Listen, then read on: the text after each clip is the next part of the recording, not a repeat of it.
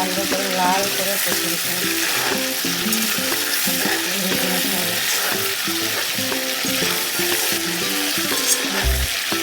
তাহলে ভেতরে কোনো রক্ত থাকবে না, ভালো করে ভেজে নেবে। এটা বাচ্চাদেরকেও খাওয়ানো যাবে, কোনো অসুবিধা হবে না। আর যদি মাংস ভেজে না করো তাহলে কিন্তু বাচ্চাদেরকে খাওয়ানো ঠিক নয়।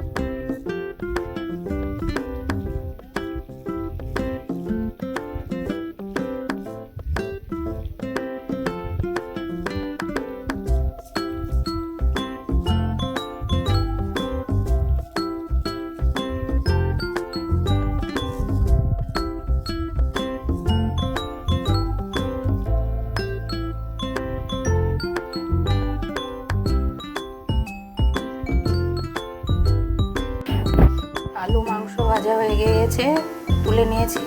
তারপরে বন্ধুরা দেখো, এইভাবে পেঁয়াজটা সুন্দর করে লাল করে ভাজতে হবে।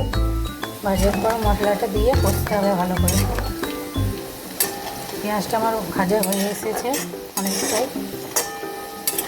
এই দেখো লাল হয়ে গেছে অনেকটা।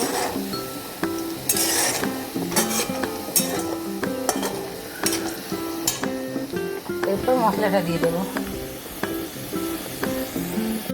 পেঁয়াজ ভাজা হয়ে যাওয়ার পরে আদা রসুন লঙ্কা এসবের পেস্টগুলো সুন্দরভাবে ভেজে নিতে হবে। মশলাটা কষাতে হবে। পরিমাণ মতো হলুদ গুঁড়ো লবণ গুঁড়ো দিয়ে দিতে হবে। এবার আমি মাংস আর আলুটা করে দিয়ে দেবো। তো কষানো হয়ে গেছে, এবার মাংস আলুটা দিয়ে কষাবো। দেখতে পাচ্ছি মশলাটা কীভাবে কষানো হয়ে গেছে। যাতে না লেগে যায় তার জন্য অল্প পরিমাণে একটু জল দিয়ে দিয়েছি, না পড়ে যায়।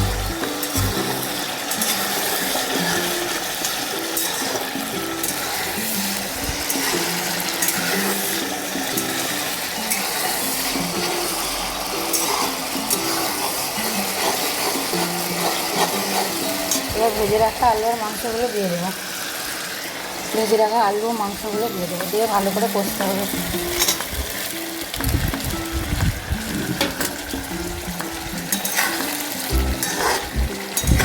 এবার ভালো করে কষতে হবে। নুন হলুদ পরিমাণ মতো দিয়ে দিয়েছি।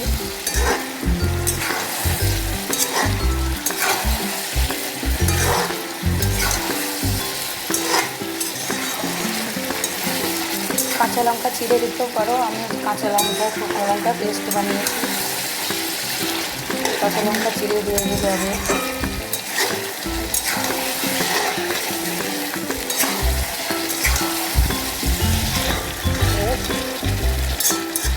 এইভাবে করতে থাকো।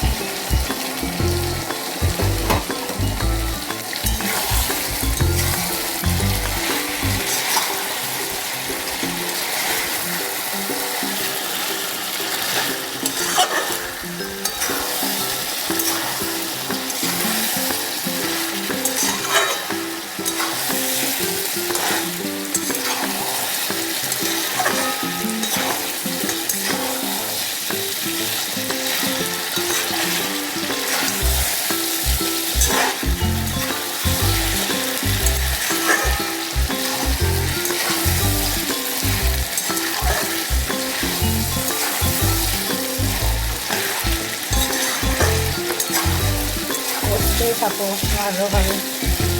মশলা যতক্ষণ না তেল ছাড়ছে ততক্ষণ ভালোভাবে কষতেই থাকো।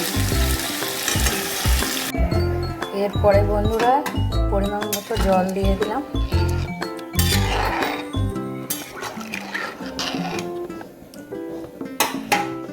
তারপরে ঢাকা দিয়ে ফোটাতে হবে।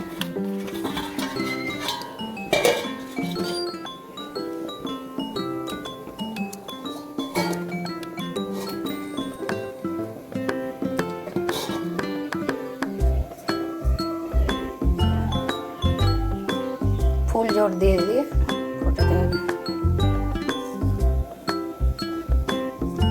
এদিকে ভাতটা প্রায় হয়ে গেছে। দেখো বন্ধুরা অনেকক্ষণ হয়ে গেছে আমার মাংসটা। আর আমরা যেহেতু একটু ঝোল খেতে ভালোবাসি, মাংসের ঝোল আর গরম গরম ভাত ভালো লাগে, সেই জন্য একটু ঝোল ঝোল রেখে দিলাম।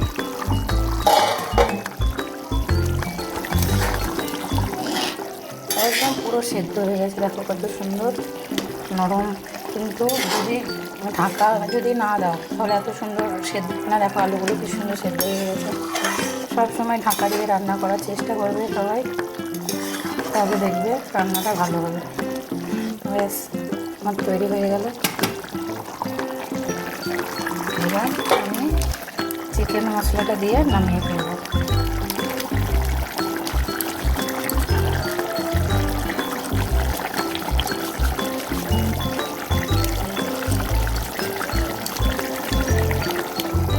চিকেন মশলা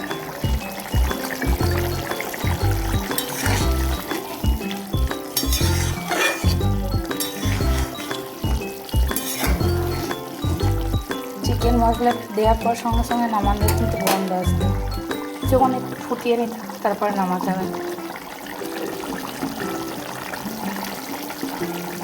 তো এইভাবে মাংসটা বানিয়ে দেখবেন সবাই, আশা করছি ভালো লাগবে। এবং আমি চ্যানেলটি নতুন খুলেছি, পাশে থাকবেন, সাপোর্ট করবেন, ভালো লাগলে সাবস্ক্রাইব করে দিবেন।